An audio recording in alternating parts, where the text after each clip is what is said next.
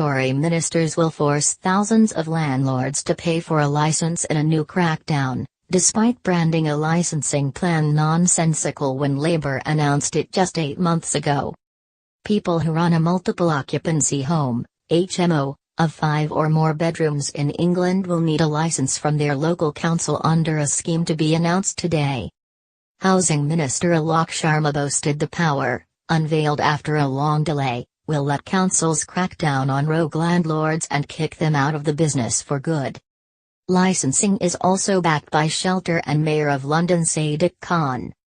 Yet Mr. Sharma's predecessor Gavin Barwell, who is now Theresa May's chief of staff, attacked a Labour pledge to extend landlord licensing as misjudged and nonsensical in May this year. He branded the election pledge a tenants' tax that would hit every tenant in the pocket with higher rents and swamp the market with municipal red tape that will force up costs and reduce supply. He also claimed license fees of up to £750 per home would be passed on to tenants. Labour insisted fees were £150 per home. Despite Mr. Barwell's comments, both parties have now vowed to extend the licensing of landlords, in different ways. Labour pledged to give individual councils the freedom to license all landlords in their local area if they wanted to.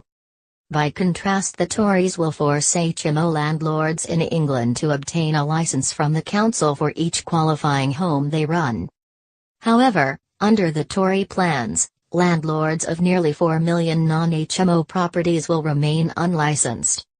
Currently only HMOs with 3 or more stories are included in licensing rules, so the extension will bring around 160,000 HMOs in flats or smaller buildings under the licensing system for the first time. Fees will be set by individual councils, as they are now, and the plans will have to be approved by Parliament. In a separate crackdown, landlords who are convicted of relevant serious crimes like stalking or burglary will be barred from letting homes from April 2018. The government will also revive pledges to fine dodgy landlords and pound £30,000 and protect tenants from revenge evictions. Mr. Sharma said, "Every tenant has a right to a safe, secure and decent home. But some are being exploited by unscrupulous landlords who profit from providing overcrowded, squalid and sometimes dangerous homes.